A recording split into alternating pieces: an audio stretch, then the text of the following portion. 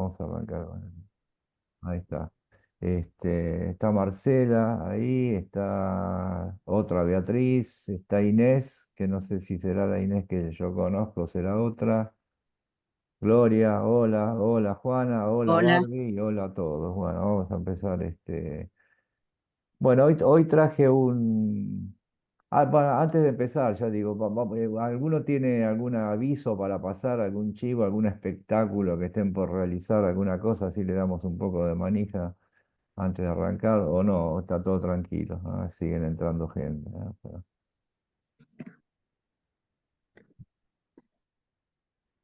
Bueno, un momento que entra alguien más y ya salimos.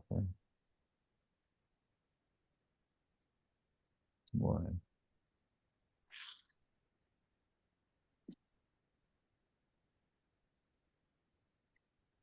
ahí está.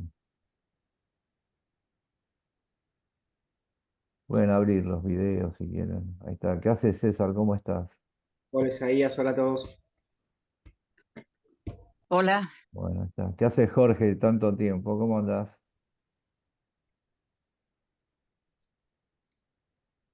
Ahí anda. Bueno, no importa. Bueno, hoy traje para que leamos un relato de Saer, ¿eh? Solemos hacer cada tanto algo de Saer. Este es un relato que a mí me parece, a mí me encanta, es un relato muy interesante. Tal vez no es muy conocido, ¿no es cierto? Porque esto, digamos, no salió en un libro original de Saer. Este es un relato que está fechado, digamos, junto con otro grupo de tres relatos en 1965, si no me equivoco.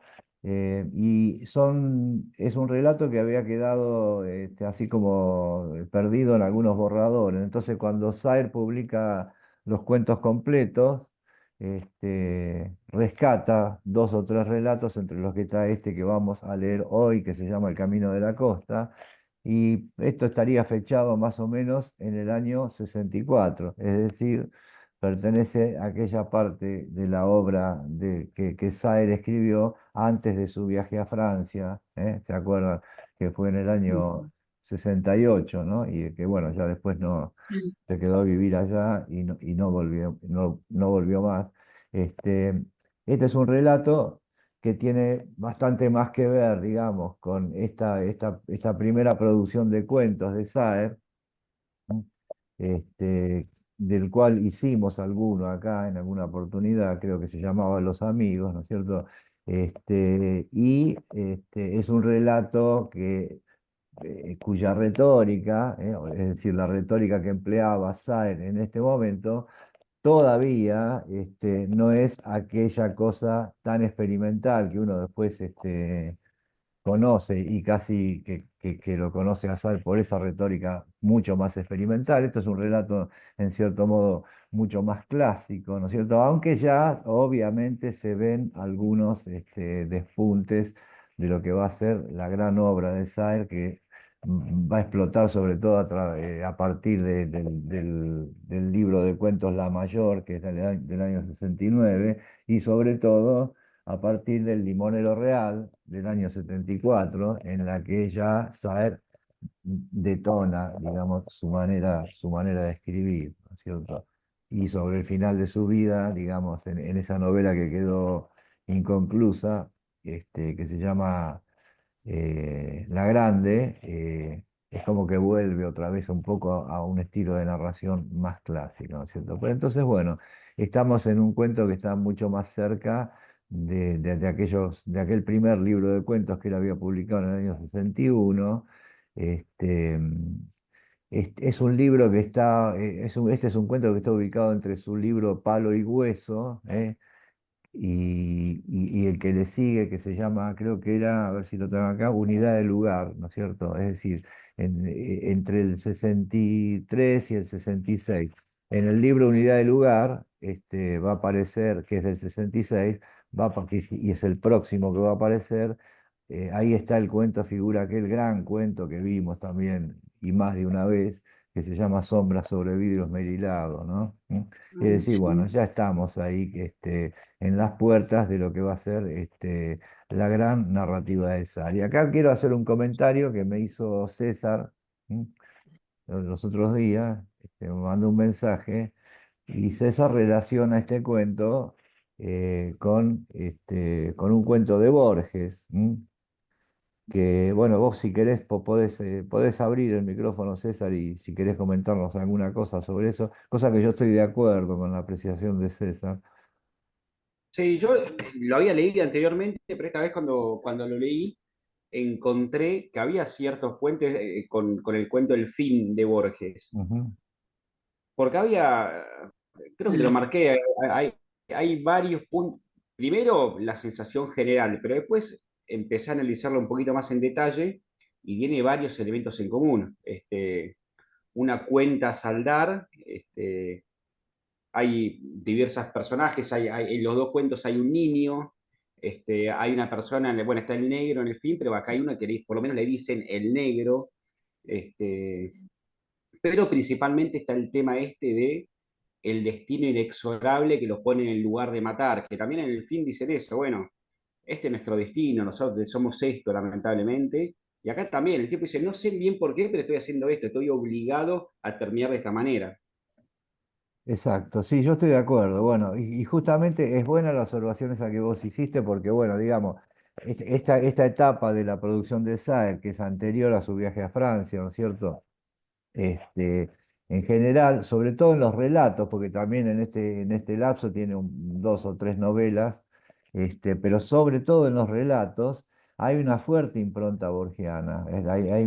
Ya lo vimos en el cuento Los Amigos y en otros de sus primeros libros. Hay una, ¿cómo decirlo? Sí, una influencia, podríamos así decir, de Borges, o un aire de familia con temas borgianos, ¿no es cierto? Más que la retórica en sí, aunque la retórica a veces, muchas veces, también se parecen en algunos momentos, pero lo que decía César recién, sí, básicamente hay un personaje, el Sur, ¿se acuerdan, no? Donde Borges cierra cuenta con el Martín Fierro o con Hernández, ¿no? Hay personajes que van a aparecer acá, que son, nos hacen acordar a esos personajes.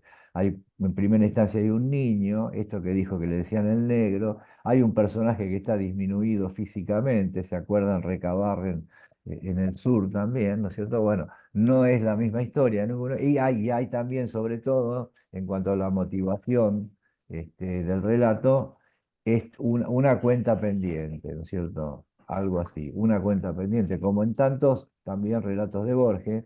Y hay también, más allá de la cuenta pendiente, un impulso que es bastante ciego, ¿no es cierto?, que pone a los personajes en situación, ¿eh? Es decir, algo que los personajes no terminan de entender, este, pese a que tienen oscuras sospechas, que es lo que los hace actuar como actúan los personajes. El cuento está ubicado, como casi toda la obra de Saer, en esta zona, ¿no es cierto? El camino de la costa, siempre el escenario es más o menos el mismo. este, un escenario que es transitado por distintos personajes, algunos de los cuales no en este cuento específicamente, pero a lo largo de la obra de Sal nos van a terminar resultando muy familiares, pues se repiten y demás. Pero la zona es esta, ¿no es cierto? En este caso los personajes son gente más bien humilde, que vive en ranchos, son pescadores básicamente, y padecen de esta peripecia que ahora nos va a contar Saer, ¿no? Eh, y otra cosa que podemos decir también, ya que estamos antes de empezar, es que al ubicar sus historias Saer en esta zona, diga la mayoría de las historias, no todas, pero la mayoría, lo que termina convirtiéndose en el gran protagonista, me parece, o en uno de los grandes protagonistas, o por lo menos determinante en la obra de Saer, es el paisaje, ¿no es cierto? Un paisaje que nosotros, si leemos la obra completa de Saer, o más o menos cronológicamente, nos vamos a familiarizar absolutamente con el paisaje. Pasa algo en ese paisaje que hace que las peripecias de los distintos personajes que los transitan sean justamente eso. Uno tiene la sensación de la transitoriedad de las historias estas, ¿no es cierto? De que esos personajes aparecen, andan por ahí un rato y desaparecen, ¿eh? Esa es la sensación. Algo de eso se va a ver en este cuento. Bueno, saludo a todos los que entraron recién, no los voy a saludar uno por uno, y vamos a ver Hola, Isaías. qué haces, Luis, cómo andas. ¿Qué tal? Bien. Bueno, vamos a ver, este cuento empieza de la siguiente manera, ¿no? A ver, Beltrán bajó del colectivo en la esquina del hotel y se detuvo en la vereda, percibiendo el olor hondo y fresco de la tierra recién regada. En el otro lado de la plaza, el camión regador de la comuna continuaba salpicando la tierra con su lluvia mecánica. Desde la esquina, de pie, en medio de la vereda de ladrillos desparejos, el saco oscuro doblado sobre el brazo, Beltrán contempló el final de la calle, hacia el oeste, en el suburbio de la población, cómo un carro silencioso en la distancia desaparecía envuelto en una nube de polvo rojo contra el telón de fondo de la opulenta luz crepuscular. La poca gente que bajó del colectivo detrás suyo se dispersó enseguida, y el gran ómnibus colorado y amarillo, dando una vuelta entera a la plaza, y haciendo sonar intermitentemente la aguda bocina, pasó otra vez frente al hotel y retomó en dirección contraria hacia la carretera, la callecita sin veredas bordeada de árboles por la que había entrado al pueblo. En el barro superficial de la calle quedó la doble huella de sus ruedas. Beltrán lo miró alejarse y envolverse de súbito en una nube de polvo rojo, igual que el carro.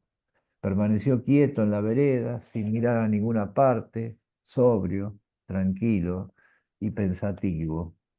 Después de unos minutos se volvió hacia la puerta del bar, del hotel, y con pasos lentos y juiciosos penetró en el local. No estaba ni siquiera el patrón.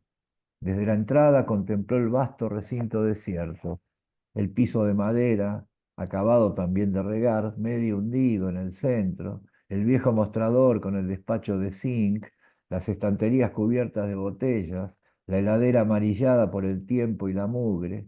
El fondo del local, lleno de mesas vacías, se hallaba envuelto en una atenuada penumbra, pero cerca de la entrada, por una de las ventanas, se colaba un haz de luz rojiza, un chorro recto de claridad crepuscular, en cuyo interior bailaban locamente miles de partículas de polvo, nimbadas por un halo luminoso.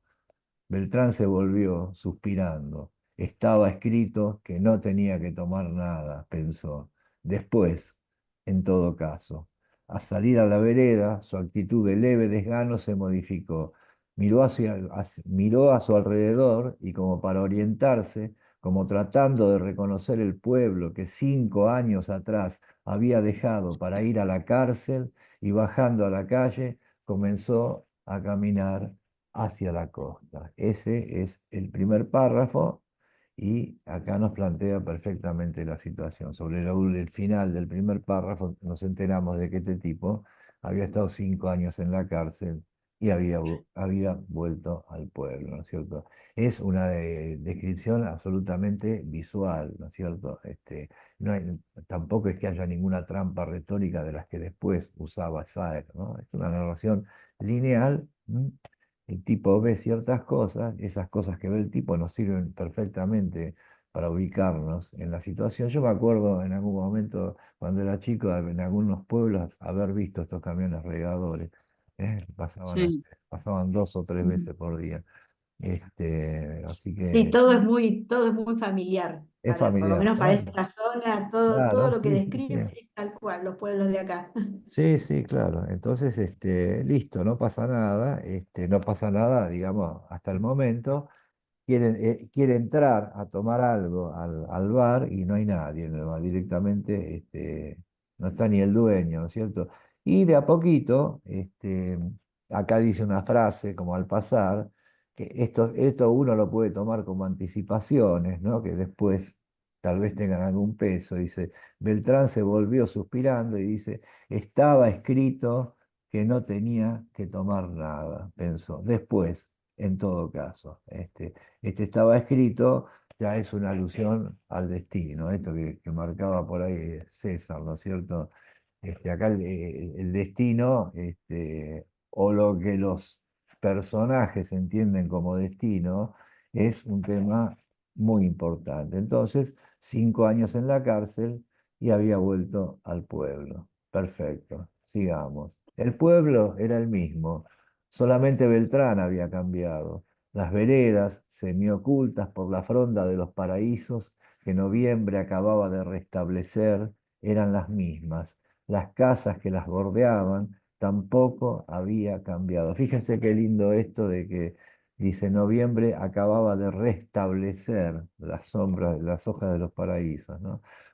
La gente que lo cruzaba parecía no reconocerlo, sin el duro bigote negro, a cuya ausencia los rasgos de su cara se habían habituado en la cárcel, pero eran los mismos hombres y mujeres que 5 años más jóvenes lo habían visto una mañana atravesar el pueblo hacia la comisaría, flanqueado por dos serios agentes uniformados. 5 años antes, aquella mañana, él no habría podido decidir quiénes eran, porque no se había permitido la debilidad de mirarlos, pero durante todo el trayecto había sentido que desde la puerta de los bares y de las casas de familia, desde la puerta de los almacenes y las carnicerías, los ojos del pueblo en el que había nacido y vivido durante 25 años lo contemplaban con curiosidad y hasta con malevolencia.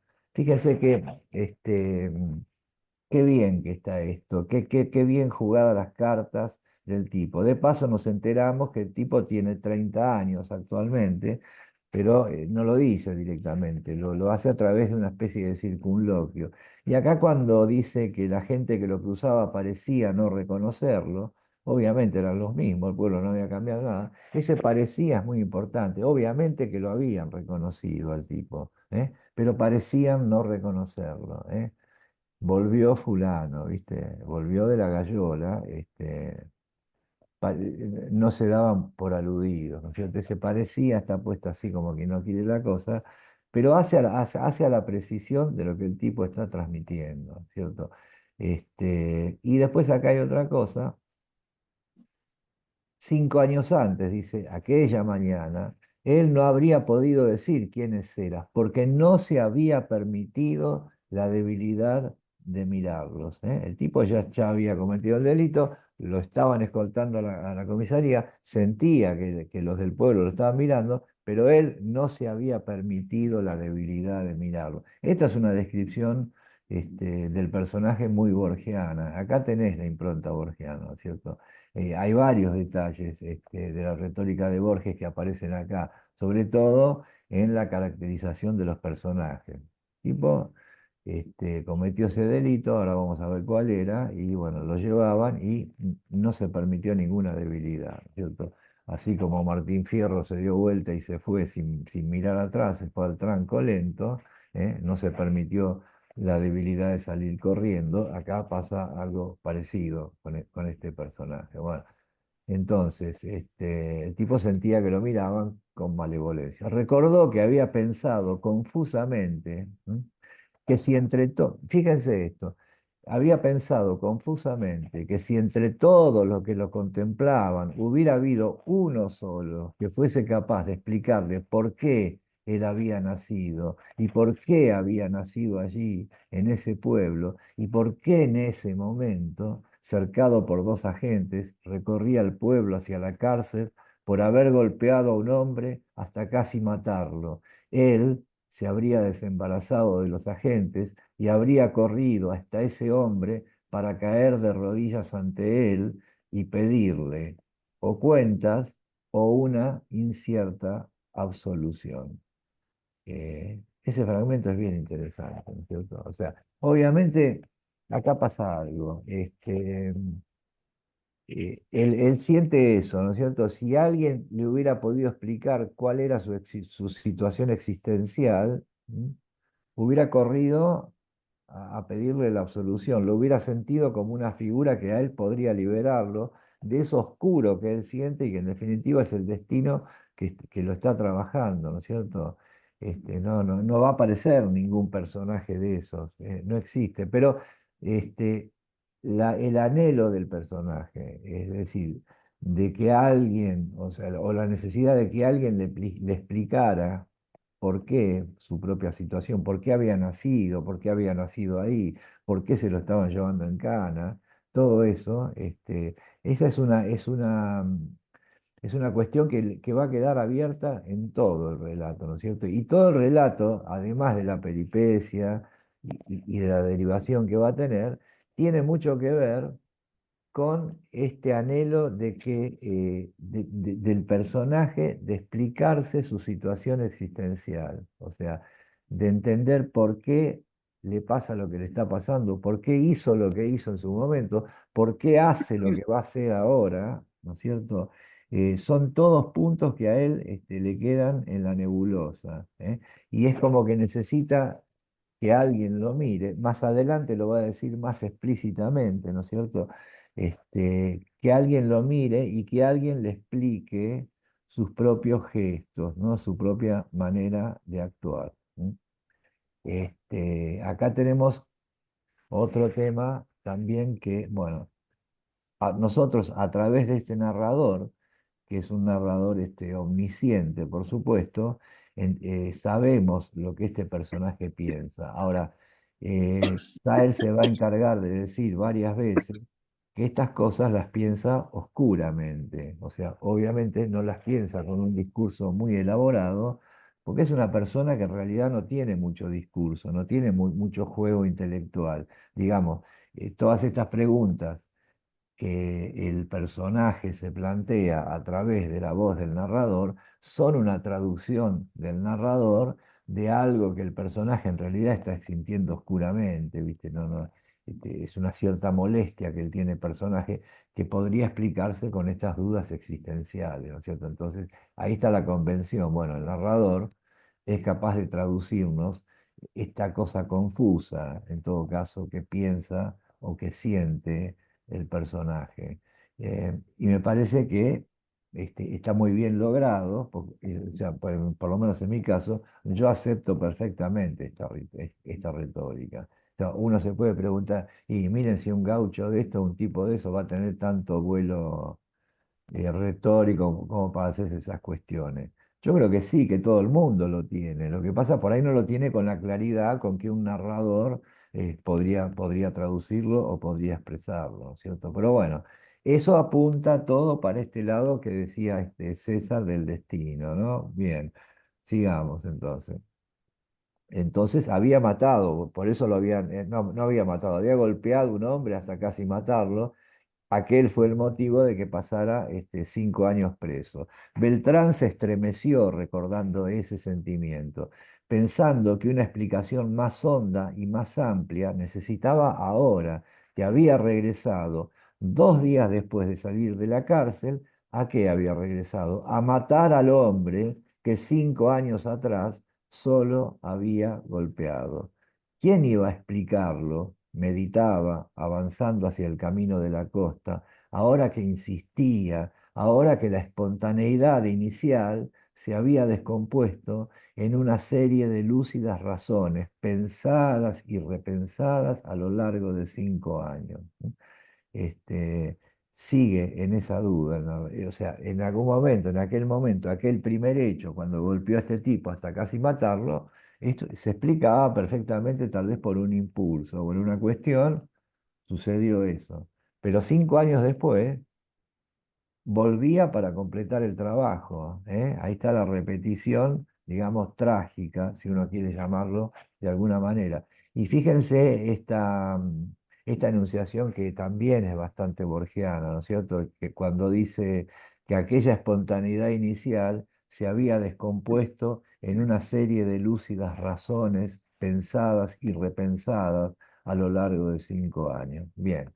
La vez que 5 años antes había golpeado a Clemente Salas, había sido impulsado por un rencor creciente, sordo e inexplicable, rigurosamente alimentado durante 8 meses, nada más que porque su madre, se había juntado con ese hombre, eligiéndolo con entera libertad.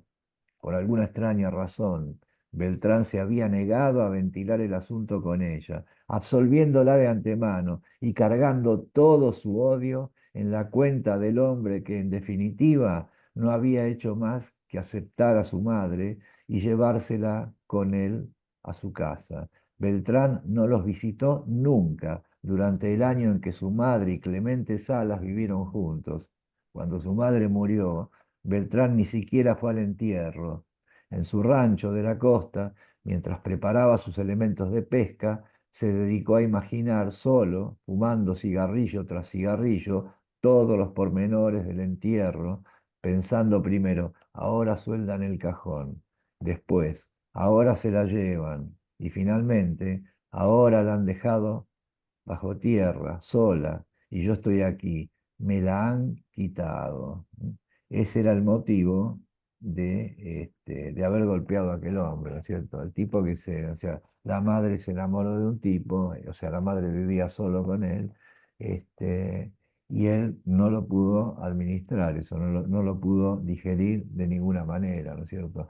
Y acá, de a poquito, a través de lo que expresa este personaje, turbiamente en su mente y claramente en la voz del narrador, uno, o sea, va creciendo acá una cuestión que se contrapone en dos cosas.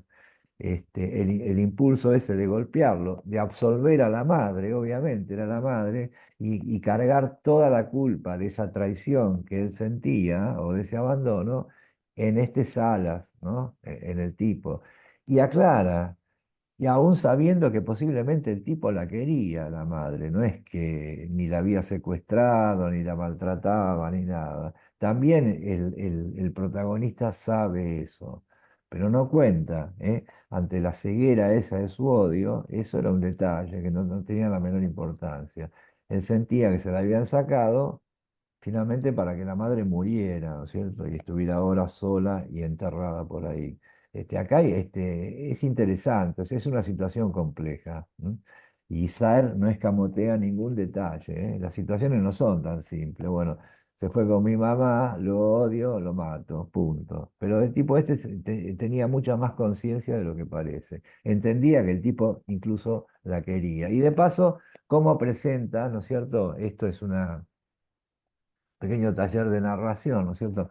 Cómo va presentando a los personajes. De hecho, Beltrán aparece nombrado ya de entrada, en el primer párrafo. Y de a poquito, a través de toda una puesta en escena, nos enteramos, casi a la mitad del relato, que el otro, digamos, el antagonista, se llamaba Clemente Salas. Entra, lo nombra naturalmente, entonces ya queda todo nítidamente perfilado, ¿no es cierto? Bueno, entonces, durante 8 meses estuvo acumulando esta bronca, ¿no? Esa noche se había emborrachado y también la noche siguiente y la otra y la otra. Durante 8 meses se había emborrachado todas las noches, esperando el momento de saldar su cuenta. Acá está la cuenta pendiente, ¿no? De restituir por medio de la venganza todo lo que por medio del odio había arrojado fuera de sí mismo. Cuando su conciencia se halló lo suficientemente trabajada, así como la tierra arada y preparada se vuelve dócil y receptiva, Beltrán pudo instalar en ella la idea de que, a pesar de que tal vez había querido a su madre, acá está, Clemente Salas había obrado con maldad al llevársela con él y dejarla morir, así que resolvió matarlo. A pesar de que durante 8 meses había estado evitando encontrarse con él, fue derecho a su casa, al alba. Había andado la legua larga que lo separaba de su rancho con paso lento y acompasado. Estos pasos lentos y acompasados, tanto en este caso en que él va a consumar eso, como en el caso de que alguien mata a alguien y se va también con paso lento y acompasado, son los tiempos de la fatalidad, son los tiempos de la tragedia. No hay necesidad de apurarse, porque en el fondo está la certeza de que eso va a suceder, ¿no es cierto? Vaya más rápido o más despacio, es como inexorable la cosa, le da más la idea de inexorabilidad. Bueno, entonces con paso lento y acompasado, con la mente clara y fresca, después de un sueño tranquilo. Había hallado a Salas sentado a la puerta de su rancho, en una silla baja, contra el mojinete, aprovechando la primera luz del día para trabajar unas redes. Este era otro pescador también, ¿no? Los dos se dedicaban a lo mismo. Parecía como si lo hubiera estado esperando, pero no desde el amanecer, sino desde hacía 8 meses. Se había Sí, sí. puesto... ¿Alguien me quería decir algo? No, no. Bueno, se había puesto de pie al verlo lentamente. Beltrán, deteniéndose a menos de 1 metro de distancia de él, había mirado a aquel hombre maduro, casi viejo, silenciosamente y como con extrañamiento. Salas comenzó a emitir una larga serie de palabras que él no pareció ni oír ni comprender, y solo empezó a pegarle al percibir vagamente la palabra hijo. Entonces todo desapareció, la mañana, el rancho limpio y pobre, con el río detrás, el río sobre el que los primeros rayos solares producían unos reflejos quebradizos y dorados. Le pegó con los pies y con las manos, y después recogió un palo seco, recto y pesado, y siguió dándole en el suelo. Dejó de golpearlo no por piedad ni por miedo, sino porque creyó que estaba muerto. El hijo de Salas, un chico de 13 años, lo miraba llorando desde la puerta del rancho. Beltrán Nada. regresó a su casa y en ella esperó a la policía. Vamos para un segundo acá, así me tomo un mate. ¿Qué les parece?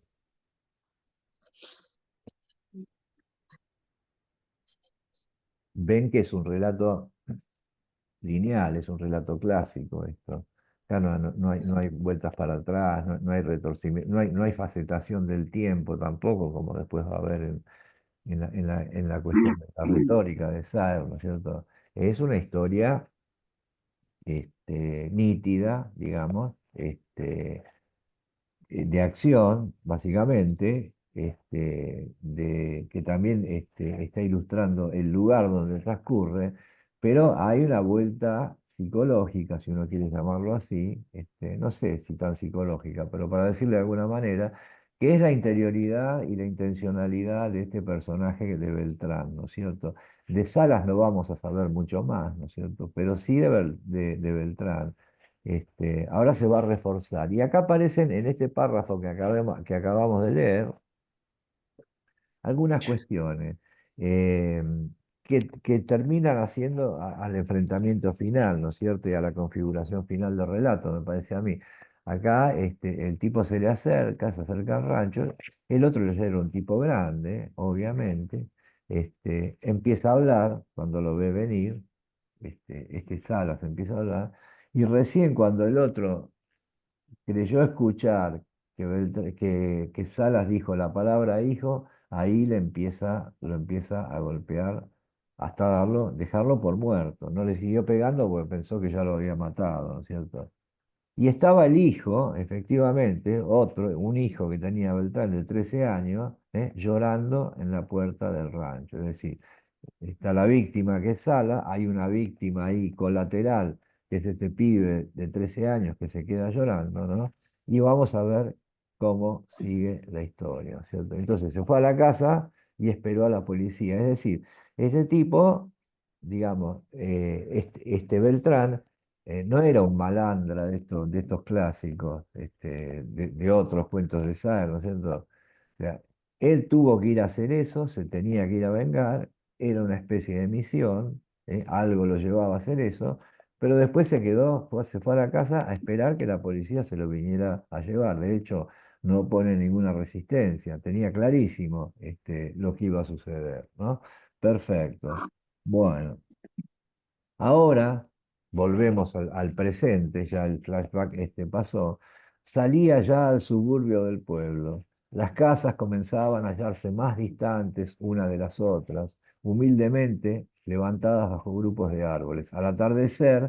El atardecer decaía sin una sola brisa. Todo aparecía quieto y tranquilo, y el calor de la tarde se atenuaba gradualmente. Beltrán se calzó el saco oscuro y se abrochó el cuello de la camisa, al que no adornaba ninguna corbata. En todo el oeste el horizonte se hallaba decorado por una tensa franja color té, pero encima de su cabeza el cielo estaba azul, a veces rosado. De vez en cuando en el aire resonaba un grito lejano, el ladrido débil de algún perro cohibido por el crepúsculo.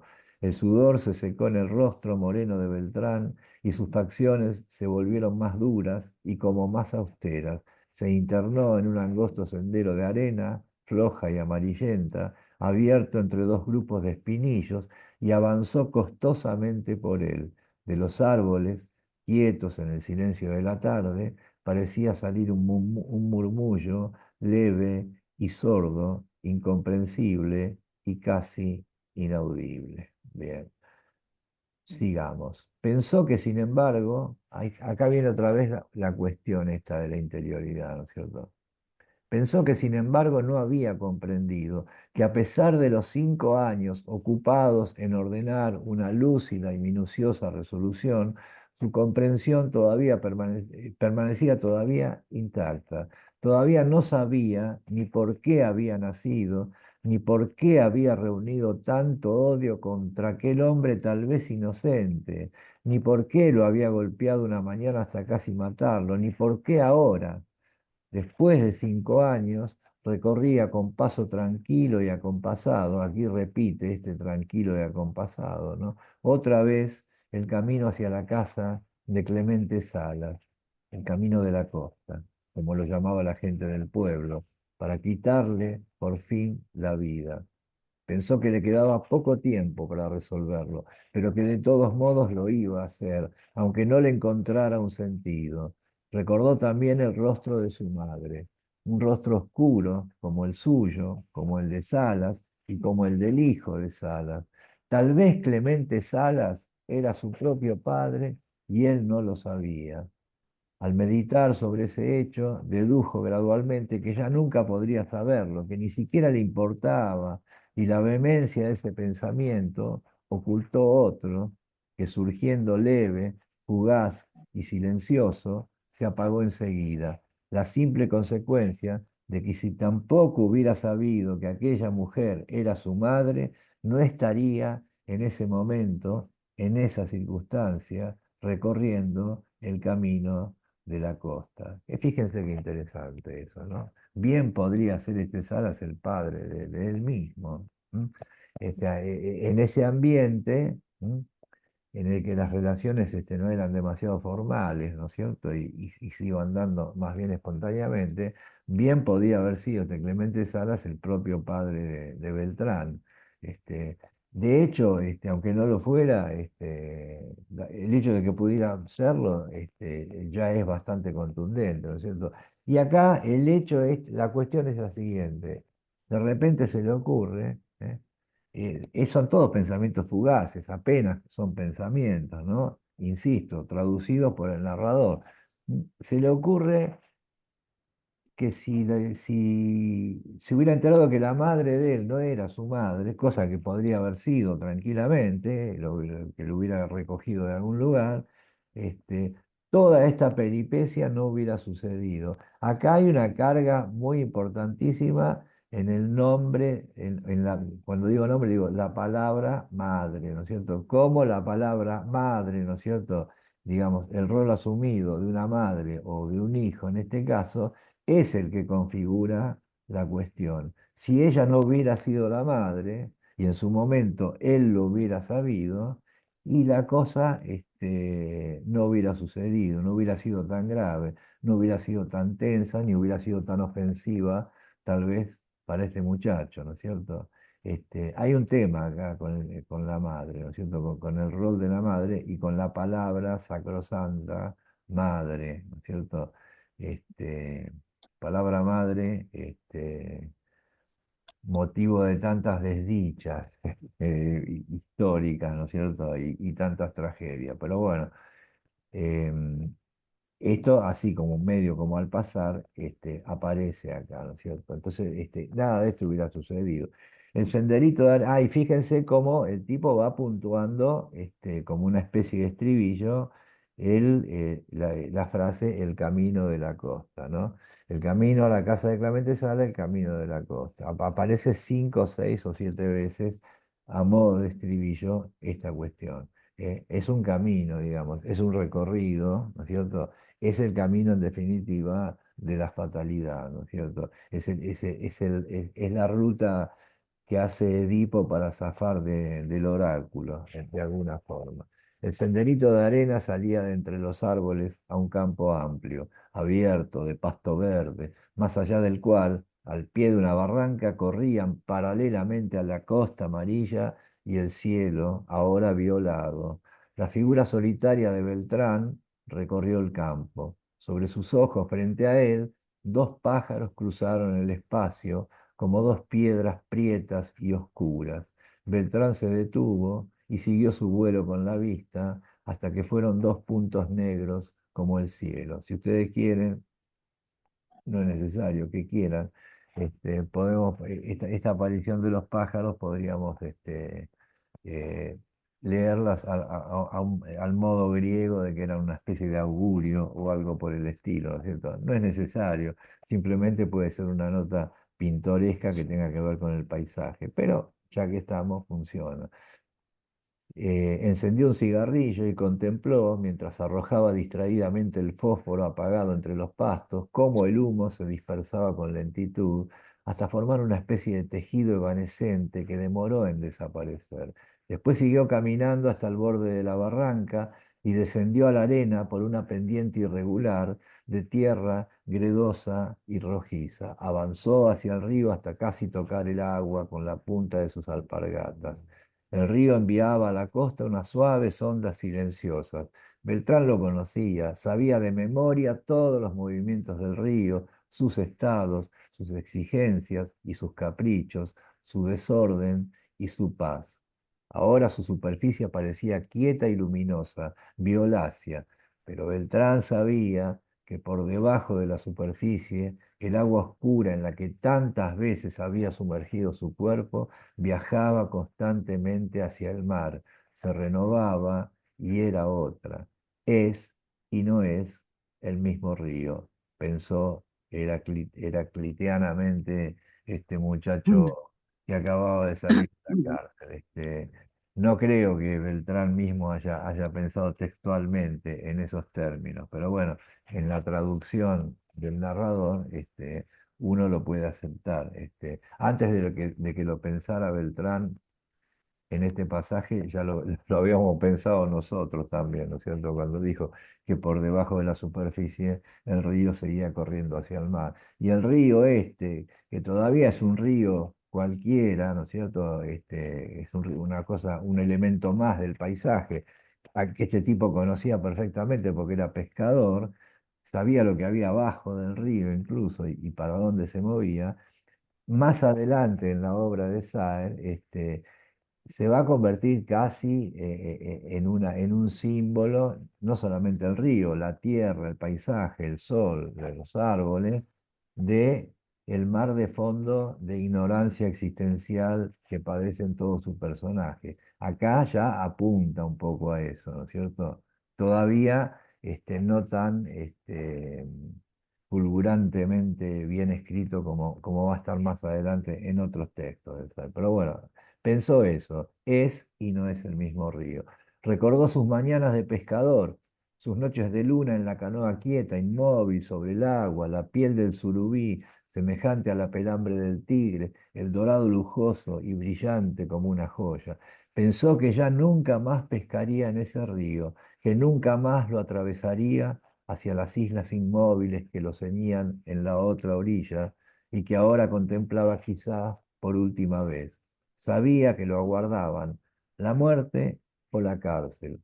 Pero no era eso lo que le importaba. La muerte o la cárcel las recibiría con alivio y con gusto si le hubiera sido posible encontrar un sentido a lo que estaba haciendo, ya que por lo menos sabía que no podría dejar de hacerlo. Acá aparece el tema del sentido, ¿no? Esta cuestión que lo viene trabajando desde siempre, que nunca pudo terminar de resolver. ¿Por qué nací? ¿Por qué nací en este pueblo? ¿Por qué le pegué a este tipo?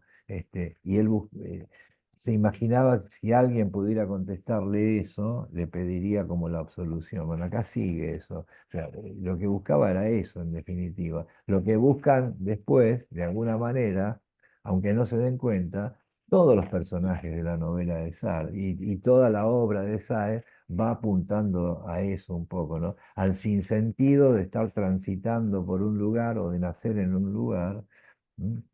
Que de última nos va a terminar tragando, ¿no? Entonces, bueno, reanudó la marcha cerca del agua, dejando unas huellas profundas en la arena. La mitad de su larga sombra se proyectaba en el río. Así era la vida de cada hombre, una sombra tenue proyectándose sobre un espacio que pasa fugaz bajo la apariencia de permanecer.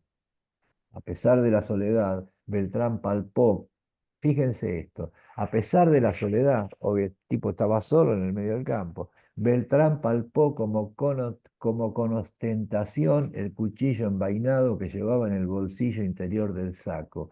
Quizá por desear oscuramente, oscuramente, el narrador se aclara, se encarga de aclararnos que nosotros estamos leyendo claramente lo que el otro deseaba o pensaba oscuramente, ¿no? Quizá por desear oscuramente que alguien con mayor experiencia, perdón, que estoy entrando a alguien más, que alguien con mayor experiencia y astucia para comprender, contemplara en ese momento lo que estaba sucediendo, ¿eh? Hacía gestos como ostentosos para ver si de algún lado le llegaba alguna explicación. Cuando divisó el montecito junto al que se levantaba semioculto el rancho de Salas y que por encima de la copa de los árboles ascendía al cielo, una delgada columna de humo amarillento, el corazón de Beltrán comenzó a golpear en su pecho con un ritmo acelerado. Tampoco ahora sentía piedad ni miedo. Pasando una revista fugaz a toda su vida, Beltrán experimentó un sentimiento que se parecía al mismo tiempo a la desilusión y a la tristeza. Sentía como si la hubiera vivido hasta ese momento contra su voluntad, como si los hechos incomprensibles que componían la trama de su vida hubiesen pertenecido a otros hombres, a todos los hombres, vivos o muertos, que habían marcado de cerca, férreamente, los pasos de su existencia, ¿eh? Estos pasos marcados férreamente, ¿no es cierto?, el destino. Este sentimiento le proporcionó inesperadamente una débil tranquilidad y apurando el paso penetró en el bosquecito.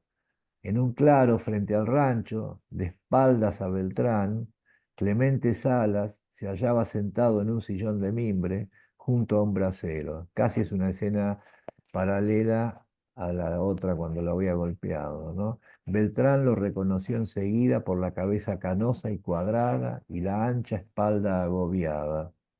Cerca de Salas, en el brasero redondo de tres patas, de hierro negro, ardía un montón de leña. Salas se hallaba inmóvil, como si estuviera dormido. Silenciosamente Beltrán cruzó el espacio que lo separaba del sillón y pasando junto al brasero lleno de leña ardiente, se paró frente al hombre que iba a matar. Este ni siquiera se movió. Tenía la cabeza echada sobre el pecho y respiraba pesadamente. Estaba dormido. Beltrán lo contempló y el aspecto del hombre redujo el ímpetu de su furia. En esos 5 años Salas parecía haber envejecido 1000 años. El sueño le daba un aspecto de desamparo e inocencia. Tenía las manos cruzadas sobre el abdomen, los codos apoyados en los brazos del sillón, cuyo mimbre estaba roto y lustroso por el uso. El resplandor de las llamas le iluminaba ligeramente el rostro. Más allá estaba el rancho, cerca de cuyas paredes dos gallinas picoteaban estúpidamente el suelo apisonado, limpio de todo pasto. Detrás del rancho corría el río. Vamos a parar un segundo ahí. La escena, ¿no es cierto? O sea, una escena, lo va a encarar y el tipo estaba dormido, ¿viste? Ya hay una cuestión ahí, ¿viste? ¿Y qué hacemos? Estaba dormido el tipo. Amplía un poco el plano, es un relato muy cinematográfico esto, ¿no? Y ya aparecen dos gallinas picoteando estúpidamente el suelo apisonado. Estas gallinas, en definitiva, o esos pájaros que pasaron antes, o las plantas que él veía y demás, son el paisaje, son el protagonista. O sea, de última, si tiramos el zoom para atrás y vemos esta escena desde más distancia, Beltrán y Salas y el otro personaje y demás, también son gallinas estúpidas que están picoteando esa costra reseca, que es el mundo, que es el universo. O sea, tienen la misma relevancia. Las pone ahí como un detalle casual, pero todos los personajes están, digamos, en la misma línea que esas gallinas o que esas cosas que pululan por ahí. Buah, entonces, detrás del rancho corre, bueno, y detrás de Clemente Salas, pasando el bosquecito envuelto en una penumbra incipiente, la luz color té del crepúsculo coloreaba parejamente el horizonte y el cielo. Beltrán sintió que su situación era absurda, ¿eh? Y sí, que no podía matar a ese hombre dormido, pero que tampoco podía despertarlo para darle muerte. Miró a su alrededor con extrañamiento, otra vez, igual que 5 años atrás, distrayéndose durante un momento en el que pensó que tal vez irse era lo mejor. Hola, ¿me escuchan? Sí, sí, Ajá, sí. perfecto.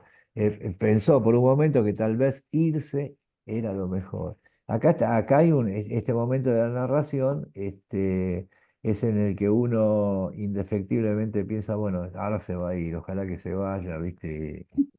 Y que la cosa termine, de otra manera, ¿no? Pero veremos.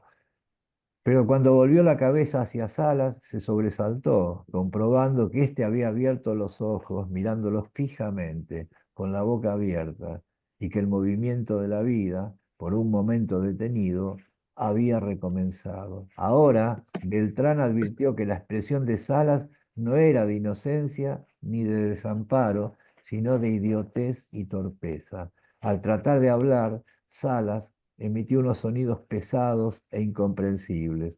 Con una mano levantó la otra, fofa y muerta, y la depositó trabajosamente sobre sus rodillas. Beltrán comprendió enseguida. Un tío suyo había muerto tiempo atrás de lo mismo, ¿no? Es decir, este Salas había tenido un ataque de apoplejía o de hemiplegia o de algo así, estaba completamente out. Se aproximó a Clemente Salas. El terror, un terror súbito y profundo, iluminó como una chispa de vida los ojos del viejo. Beltrán se inclinó hacia él y le habló sordamente, con los dientes apretados. ¿Me oye? Dijo.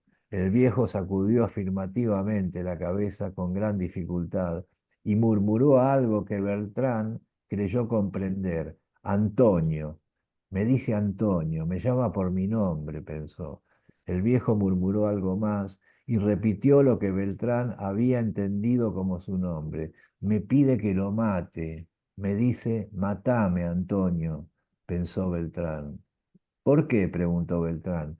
El viejo se limitó a repetir los mismos sonidos en los que Beltrán había creído entender que le pedía la muerte. El terror del viejo crecía más y más. Beltrán demoró en comprender por qué el viejo tenía tanto miedo si al mismo tiempo le pedía que lo matara. Solo lo supo cuando comprobó que el viejo miraba con los ojos muy abiertos por sobre su hombro algo que se hallaba detrás suyo, y notó que la expresión de terror del viejo se convertía en una mueca de desesperación.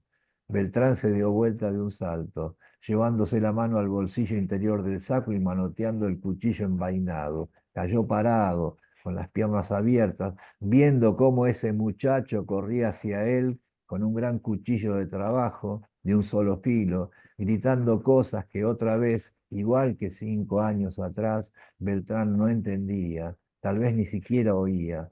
El viejo detrás suyo murmuraba débilmente con su voz inhumana. Beltrán tiró el cuchillo al suelo y esperó con los brazos abiertos. Cuando sintió los jadeos y hasta el aliento del muchacho en su propio rostro, todo se desvaneció a su alrededor. Solo tenía conciencia de que estaba luchando, de que él y el muchacho se sostenían férreamente por los brazos, con el cuchillo en medio de los dos, y que daban vueltas sin parar, como si bailaran sin música, un baile absurdo. Después, como si el baile continuara con otro paso, se juntaron otra vez férreamente, se apretaron uno contra otro, hasta que en medio del abrazo el muchacho cedió, encogiéndose como si pidiera calor o perdón. Beltrán se separó de él de un salto. El muchacho tenía el cuchillo clavado en el estómago, y mientras llevaba las manos abajo, lo miró, sacudiendo la cabeza. Tomó el mango del cuchillo con las dos manos y lo arrancó de su vientre.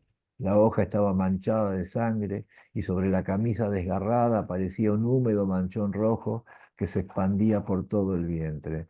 El cuchillo cayó de las manos del muchacho y el muchacho lo siguió, cerrando los ojos.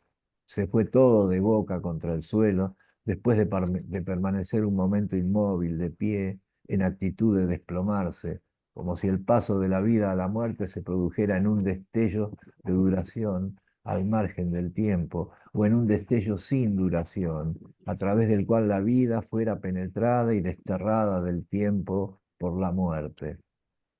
Detrás de Beltrán, el viejo Salas lloraba, tratando en vano de incorporarse. Beltrán miró al muchacho y a pesar de que su rostro se había convertido en una tensa máscara aplastada contra la dura tierra apisonada, algo en él le reveló que el niño que 5 años atrás había contemplado llorando desde la puerta del rancho, como él castigaba a Clemente Salas hasta casi matarlo. Ni siquiera sé por qué lo he hecho, pensó Beltrán. ¿A quién iba a preguntárselo? Ese paralítico había vivido con su madre y su madre había muerto. Se llamaba Salas, Clemente Salas. Ahora él acababa de matar a su hijo. Ni siquiera sabía cómo se llamaba. El negro, le decían, creo, pensó. Súbitamente Beltrán pensó que otros hombres antes que él habían creído conocer las redes reales de su vida, de sus vidas, el tejido verdadero que las componía, y habían vivido de acuerdo a esa creencia, y que esa creencia los había hecho matar o amar, dormir durante la noche y levantarse con la primera luz del día. Pensó que, sin embargo, no habían tratado de comprender, que habían llenado con sus vidas una huella dejada por otros, como el río llenaría de agua las huellas que él mismo había dejado esa tarde con sus pies sobre la arena de la playa. Se volvió hacia el viejo, que lloraba desconsoladamente, sacudiendo débilmente la cabeza con la única mano sana, lo único vivo en su cuerpo muerto, aparte de sus ojos, apoyada tristemente en el pecho. Él también llena con su vida una huella dejada por otros, la huella del amor y de la enfermedad, la huella del desconsuelo ahora, pensó. Al recordar al muchacho se estremeció, lo miró, estaba muerto, con las manos crispadas contra la dura tierra, con las piernas encogidas. Tal vez él también, ahora, pensó con cierta duda. Anochecía. Beltrán permaneció inmóvil durante largo tiempo. A medida que el aire se oscurecía, las llamas parecían volverse más espesas, más vivas y más resplandecientes. Ellas solas iluminaban todo el patio. Entre los árboles del bosquecito, la penumbra era ahora densa y casi total, mezclada a las copas oscuras. En el cielo azul, la estrella de la tarde, bella y tranquila, parecía ignorar en su altura el llanto interminable del viejo. Por pura costumbre, suspirando, Beltrán se inclinó para recoger su cuchillo y sacudiendo la vaina de cuero claro se lo guardó en el bolsillo interior del saco. Miró al viejo y comenzó a caminar hacia el bosquecito para regresar al pueblo por el camino de la costa. En mitad del bosquecito se detuvo. Pero yo no estoy libre, pensó. No, no estaba libre. Hiciera lo que hiciese, con un pie llenaría una huella antigua y con el otro pie dejaría abierta una nueva. Y mientras se volvía hacia el rancho, viendo otra vez el contorno borroso del hombre sentado contra el resplandor de las llamas, el hombre al que seguramente ya no podría consolar, Beltrán pensó que de haber sido libre, habría elegido para sí mismo un mito que le hubiese permitido crear o liberar a un hombre en vez de matarlo. Y ahí termina el relato. Bueno, voy a tomar un mate. Díganme algo si quieren. Hola Doctor, Isaías, ¿qué tal? Sí, Daniel, dale. A ver. Bueno, un cuentazo, ¿eh? Yo no lo había podido leer antes y la verdad que me impactó. Es más trágico que una ópera, con eso te digo todo. No, quería decir esto. Me parece que me pasó la otra vez cuando leímos el cuento Los amigos, que no fue hace mucho de Saer, que además de toda esta cuestión filosófica, ¿no? Del destino que planteó y la cosa borgiana, yo lo encuentro muy psicológico el cuento, cosa que es un abordaje, por ahí es una inclinación mía por buscarle algún costado psicológico, porque esto en realidad es la historia de un Edipo. Cuando él Sí, dice mito al final, es el mito de Edipo. Si Edipo no solo, digamos, se acuesta con su madre, sino que mata antes a su padre. Y acá, digamos, un tipo que quiere vengarse de alguien que está con su madre, en realidad es como si fuera un marido cornudo, un amante despechado, digamos, no un hijo. ujú, Y la figura del hijo ese que mira y que después reaparece al final y que él mata, me parece que es como un desvío de ese mito. Eh, Porque es como si estuviera matando a sí mismo, digamos, él mata a un hijo al final, no mata a un padre, y él es un hijo. exacto. Así que, digamos, eso me pareció riquísimo, muy interesante porque, más allá de las intenciones del autor, ¿no? Porque lo psicológico se cuela siempre. Si hay acá algún psicólogo, estaría buenísimo si Hay quiere unos agregar cuantos, algo. hay unos Pero hay cuantos. unos cuantos. Sí, Bueno, sí. a mí me parece, claramente es para mí el tema del cuento es el incesto. El chico ese que mira, la escena primaria, y me parece que es un desvío del mito. Por eso cuando habla al final de que él hubiera preferido otro mito, está hablando de eso, digamos, ¿no? De la huella antigua es la huella del Edipo. Bueno, a mí me impactó eso, mucho más allá de toda la Ujú. historia, digamos, del contenido filosófico, que también tiene la historia, porque el destino es un tema filosófico, ¿no? Sí, Pero claro, es el tema claro. del Edipo también. Bueno, me gustó mucho el cuento. Es un cuento, sí, como dijiste vos, ¿viste? Es un cuento, es una tragedia, efectivamente, ¿viste? O sea, tiene todos los elementos de lo trágico. Es decir, hay algo incomprensible que hace que los personajes se muevan férreamente hacia una cosa, ¿viste? Incluso hay una repetición. El tipo primero lo había pegado, casi lo dejó por muerto, no le siguió pegando porque pensó que ya estaba muerto. Y después del tiempo ese de la cárcel, otra vez volver a completar lo que no había podido completar, ¿no es cierto? Y esto que vos decís, sí, claro. O sea, en realidad va a matar a un padre y mata a un hijo. O sea, de alguna manera se mata a sí mismo. O sea, lo que en la primera instancia había sido, digamos, la víctima principal y el colateral que había sido el niño que quedó sufriendo.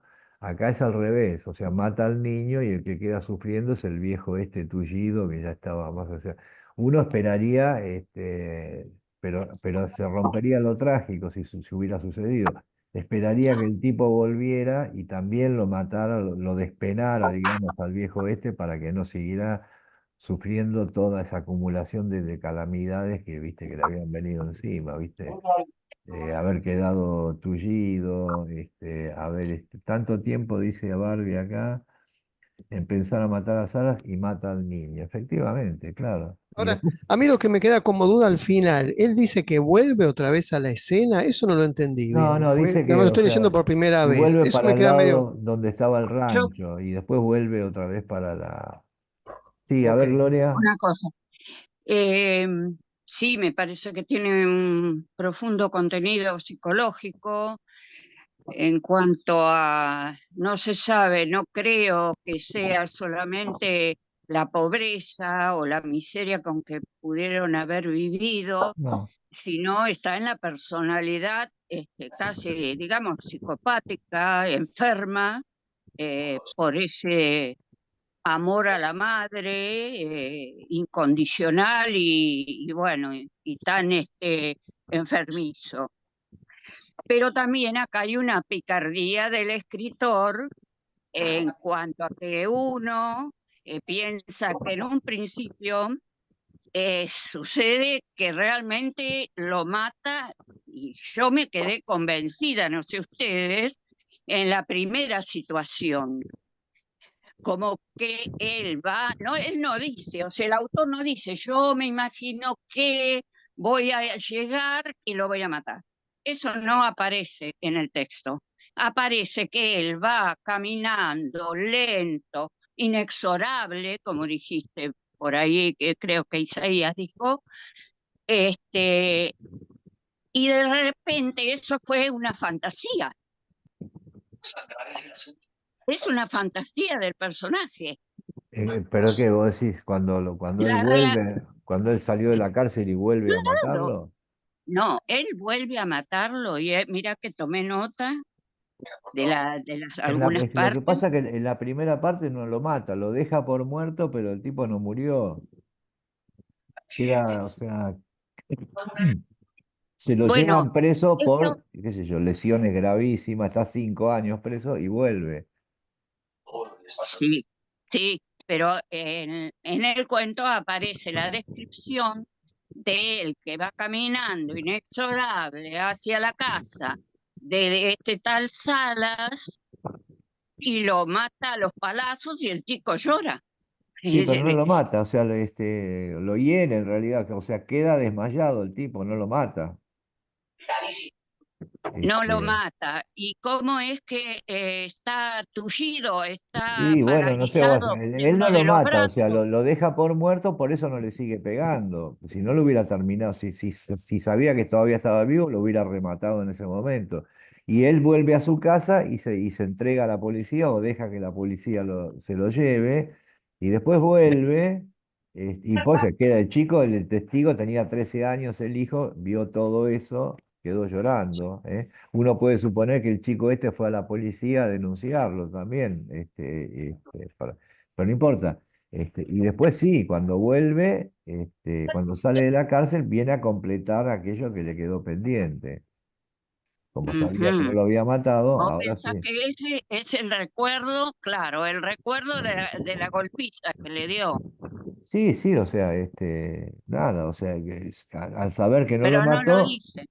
No lo dice. Yo creo que queda a libre no, sí, criterio o no sé, para pensamiento de mí cada queda uno. bastante claro, pero qué sé yo. Entonces después, efectivamente, cuando vuelve, lo que sucede es que mata al hijo, ¿eh? O sea, como dijo acá Sí, sí, eso sí. Daniel, es como que se mata a sí mismo, ¿no es cierto? Se saca de... Porque además, vos hablaste de la pobreza. Acá el contexto de la pobreza es irrelevante, digamos. O sea, Sí. esto es la condición humana en cualquier... No Por tiene eso, en nada que cualquier ver con clase la social. pobreza, Lo que sí, pasa que es lo que en dice. este entorno de, digamos, de pescadores, digamos, en este entorno social, en que tal vez lo que sí sucede es que las relaciones no sean tan formales como uno estaría acostumbrado, bien podía haber sido un hijo del viejo este también. Estos dos chicos podían haber sido hermanos de alguna manera, tal vez. Sí, Pero bueno, también. pues da lo mismo, ¿no es cierto? Acá está la impronta trágica. Y esto de las huellas, o sea, volver a caminar por esas huellas que otros dejaron antes, es decir, la repetición eterna de lo mismo, de las mismas cosas, que es un tema borgiano también ese, ¿no es cierto? Esa También, sí. insurgencia cada tanto de lo mismo, ¿no es cierto? A ver, Cecilia que levantó la mano. Eh, sí, no, obviamente me encantó el cuento, me pareció una tragedia, como vos decís, con todos los condimentos borgianos. Lo que pensaba era que él también, al matar al hijo, hace como algo peor que matarlo a Salas, porque él sentía que Salas le había robado a su madre, y él matando al hijo le roba a Salas lo que Salas debiera querer más, que es Ah, su hijo, Y sí, como que claro. era una mm, especie de condimento al margen del Edipo que él tenía con su madre y todo lo demás. Sí, Él sí, cree que su madre era de él y Salas se la saca, por eso lo tiene que matar. exacto. Entonces, cuando Pero llega allá o y sea, le mata al hijo, se la saca en la percepción de él, porque incluso se recalca que incluso tal vez el tipo la quisiera, ¿viste? O sea, claro, pero eso no cuenta. Y vos fijate que cuando lo veo el viejo que ya está tullido ahí en la silla, cuando se da cuenta de que es este Antonio, de que es este Beltrán, le dice, matame, matame ahora, matame ya, porque se veía venir lo que iba a pasar. Prefería que lo hubiera matado en ese momento claro, a él. para él, para no Claro, ver después lo que iba a suceder. Es un relato muy violento, o sea, hay mucha, más allá de lo que sucede, viste, la situación Sí. en sí es toda muy violenta. una Eh, tragedia, la verdad. Y sí, otra cosa que me pareció, no sé si estoy en lo correcto, que utiliza Saer frases muy largas. Cuando lo leí antes de la clase, me resultaban sumamente largas las frases que utiliza. No sé si es así o me pareció a sí, y mí. vos fijate que, Sí, sí, y eso que sí, todavía sí. no leíste, el Saer que va a venir después, que ese sí que utiliza frases largas que duran 3 páginas, ¿viste? Acá todavía son más o menos medidas, ¿viste? Está muy bien escandido, digamos, clásicamente, ¿no? Pero acá ya están presentes, o sea, están presentes en todos los temas de Saer. Este tema de, cuando Saer habla de, por ejemplo, del mundo, en algunas ocasiones como de una costra rugosa sobre la que nos movemos de la cual no sabemos nada, ni siquiera podemos saber nunca vamos a saber nada, y un día eso se terminó y te tragó y nada, y sigue ahí. Por eso, sí, sí, o sea, el paisaje es siempre el protagonista, ¿viste? Todo lo demás transcurre, o sea, la peripecia humana es muy transitoria y transcurre en ese paisaje. Ahora vamos, César, que vos levantaste la mano, dame un segundo.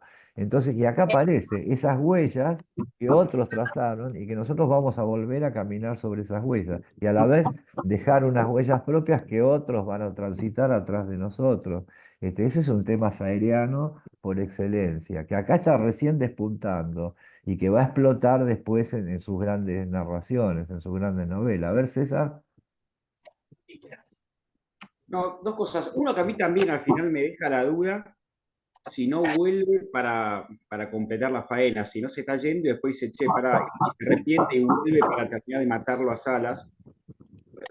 Tenés que releerlo, pero me dejó esa sensación que quizás Sí, está ahí. podría ser un poco abierto a ese final, ¿viste? Porque dice, a ver, dice puntualmente, y mientras se volvía hacia el rancho, viendo otra vez el contorno borroso del hombre sentado contra el resplandor de las llamas, el hombre al que seguramente ya no podría consolar. Beltrán pensó que de haber sido libre, habría elegido para sí mismo un mito que le hubiese permitido crear o liberar a un hombre en vez de matarlo. En realidad no sabemos, posiblemente, podría ser. Claro. Yo más Podría- que nada porque antes de eso dice, vuelve a ver rancho, como que se da vuelta. Eso claro. te da como que se da vuelta y vuelve a caminarse rancho. Pero Tal bueno, vez se dio vuelta para mirar y después siguió, no sé, puede pero ser. bueno, no queda muy claro eso. Sí. Y otra cosa más querías Y decir. lo otro era un detalle sahariano. En Nadie Nada Nunca, en un momento, cuando empiezan a investigar quién es el asesino de caballos, meten preso a un tipo y lo torturan. Bueno, está el contexto de la dictadura y qué sé yo, que se llamaba Salas también. Ah, mira, ahí Un está, tipo, ese no. una víctima inocente, también con el mismo nombre. Mira vos, bueno, sí, bueno, que tal vez sea pariente de este Salas porque todos Sí. eran de la zona, ¿viste? Así que es posible. Y esta última frase final que vos, Daniel, lo asociaste con el mito de Edipo, ¿viste? Como si fuera una especie de traslación o algo por el estilo. Este, a mí también me hace acordar, cuando dice un mito que le hubiese permitido crear o liberar a un hombre en vez de matarlo, ¿no es cierto? Tal vez un poquito aquel mito de las ruinas circulares, ¿no es cierto? De alguien que creó a un hombre para después liberarlo, ¿no? Hay un diálogo con Borges acá, que se va Sí, expresando en algunas cositas puntuales. Después, toda esta primera producción de Saer, sobre todo los del primer libro de Saer, hay mucha cosa borgiana, muchísima cosa buena. Pero siempre Borges, Sáenz estuvo en conflicto con Borges también, como muchos escritores, era inevitable estar en conflicto con Borges, que era el escritor más grande que había. Después Sáenz va a escapar de esta retórica por estas explosiones experimentales que va a practicar más adelante, ¿no es cierto? Va a escapar de esta retórica, pero yo creo que en este momento tiene, o sea, incluso las peripecias de su personaje, o sea, hay retórica borgiana en cierto modo y hay semántica borgiana, ¿no? En cierto modo, pero bueno. ¿Ese no lo había publicado él? Este cuento que Sáenz, no leímos lo... recién, no, en su momento había salido publicado en una revista que se llamaba Capaz que Zona por eso. y que duró una revista efímera que anduvo por ahí por Santa Fe, pero el libro no había salido hasta que se publicaron los cuentos completos y ahí sí él lo publica. Y cuenta Capaz que Sáenz, lo sentía muy, muy borgiano, porque no, me no, pero acuerdo, no sé dónde leí que él decía que no se podía sacar al viejo de encima, no, claro, claro, claro, que viste, le pero él lo costaba resolvió salir de su bien. Incluso influencia. en estos primeros cuentos, estos diálogos con Borges, este, es como un juego o sea, es como un póker abierto que él hace. Tampoco es que lo esté plagiando. No, No, no, para nada. O sea, es otra, porque son no, otra no, no. cosa en definitiva. Se nota un aire de familia en algunas cuestiones, en climas incluso. ¿Eh? Él después va a zafar de eso.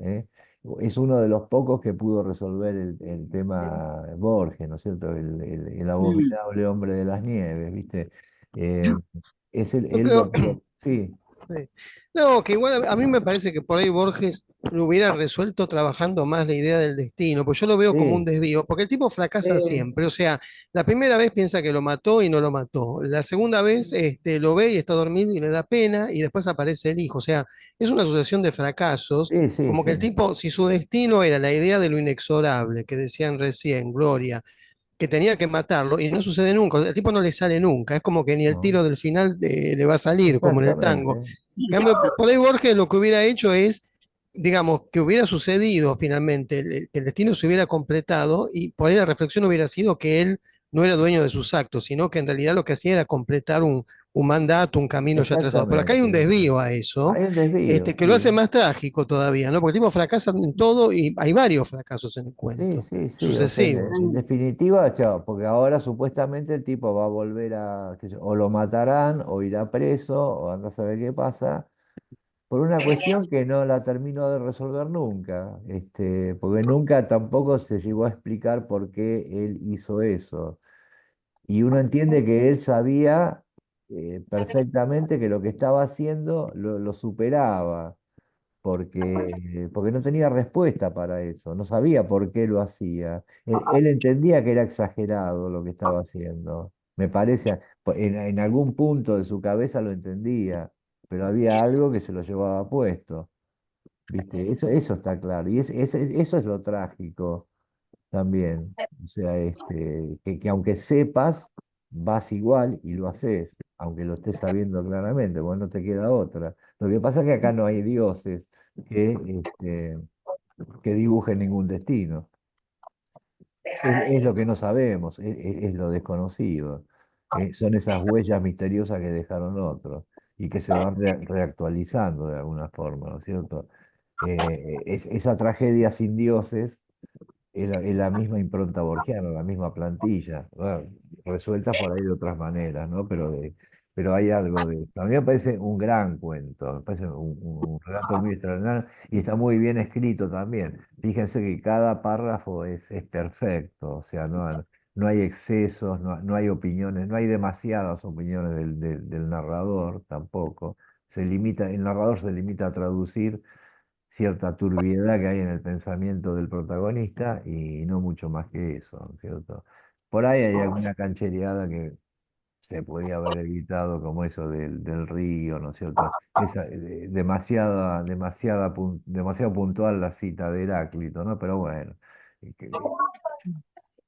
habría que ver cómo lo hubiera resuelto uno mismo esto, ¿no es cierto? Pero bueno, me parece que es un gran relato. Y bueno, después a partir de acá, ya la cuestión de la retórica de Sartre va a pegar un salto tremendo, sobre todo en el libro que va a seguir a esto, que es La Mayor, ¿no es cierto? Aquel libro de cuentos que ya es decididamente experimental. Y acá el tipo ya escribe de otra manera, escribe de otra manera. Los temas van a ser siempre los mismos, pero la manera de presentarlos va a ser otra muy distinta, ¿no es cierto? A mi juicio con mucha más libertad. ¿eh? Él entendía también que Yo, este tipo de narración lineal estaba agotada también. Claro. Estoy mirando el chat acá. ¿Y por qué no lo mató a la muerte, pero lo dejó sin consuelo por la muerte del hijo? Dice, "Ah, claro. Bueno, sí, claro, efectivamente, ¿viste? Uno puede yo lo que entender eso. A lo mejor el tipo después volvió y lo mató, como alguien dijo por acá, ¿viste? Podría caber eso también. Pero bueno, Podría- igual, yo lo que pensé, Tengamos esa ilusión. sí, igual, ¿viste? Eh, yo lo que pensé que el hijo había crecido 5 años y dije, bueno, como evidentemente él actuaba por compulsión bajo una psicopatía, no se registró que el hijo ya no tenía 13 sino 18. Y seguramente además de Salas estaba el hijo de 18.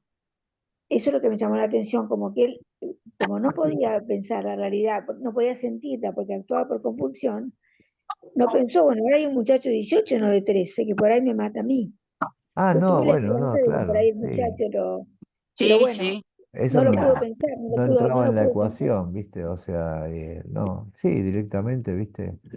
Eh, y, ¿viste? No, no, porque ¿viste? Aparte no, tampoco era funcional para el desarrollo del relato, que si el tipo hubiera pensado eso, qué sé yo, qué hubiera pasado, hubiera ido No, con otro, por porque lo él actuaba bajo una compulsión psicópata, o Sí, sea, claro, no, claro.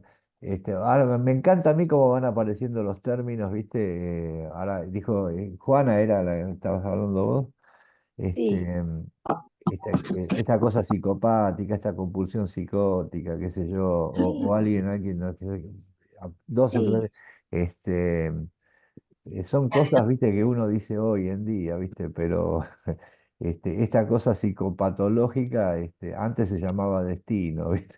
Directamente, o se No, llamaba algo, seguro, sí. Ahora, eh, Eh, el ahora se llama aro, qué sé yo. narcisismo después de músico también. patológico. Claro, ¿viste? Narcisismo Ahí patológico. está, narcisismo patológico. Bueno, ya viste, al perder los dioses ya perdimos también, cambiamos la jerga y todo, pero bueno, está bien, es lo mismo, de última es lo mismo, ¿viste? No importa. Claro, porque en definitiva tampoco vio la Seguro. realidad, estaba tan Pero ciego como Edipo. maldito. Edipo Claro, estaba bueno. ciego.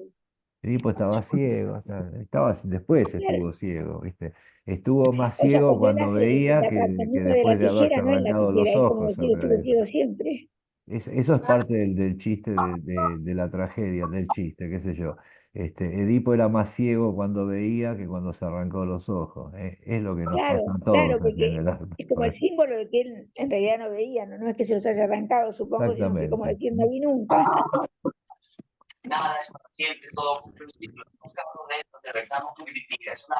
Bueno, no sé que se escucha por ahí un sonido medio extraño acá. Así que bueno, este Saer, es un gran cuento de Saer, me parece a mí, y lo traje porque no es tan conocido, qué sé yo, como apareció después en los cuentos completos, ¿eh? Así que, bueno, ¿alguno tiene alguna cosita más que... Ah, yo les voy a pegar acá, a ver si lo tengo acá en el chat. Ahí está. Ahí los voy a mandar por el chat. ¿Eh? Ahí tienen un enlace a la lista de YouTube donde están todos estos videos de los encuentros que venimos haciendo ya hace años, que son así También. abiertos los domingos. Bueno, Están todos subidos muchas ahí, gracias. si les interesa alguno. Y abajo hay otra paginita donde están todos los textos en PDF de las cosas que estuvimos haciendo. Si alguno se perdió alguno y lo Muchas quiere leer, gracias, ahí lo pueden Isaías. leer en el navegador o Muchas gracias. bajárselos y qué sé yo, Muchas están gracias. todos ahí, hasta incluso el que hicimos recién. Muchas gracias. Así Muchas que gracias. tienen una pequeña Gracias. bibliotequita, una Muchas humilde gracias. biblioteca. ¿Eh? Así que Sí. bueno, entonces dentro de 15 días, si, si la psicopatología o el oráculo de Delfos o el destino o el hado lo permiten, haremos otra cuestión, ya se van a enterar. ¿M? Así que bueno, les agradezco mucho. Bueno, Gracias, gracias. Isaías, muchas Gracias, gracias. gracias, gracias a Bueno, vos. Gracias. Y Nos buenas vemos tardes. hasta la adiós. próxima. Chao. Chao, Buenas tardes. Buenas Chao a tardes a chao a todos. todos. todos. Chao. Gracias.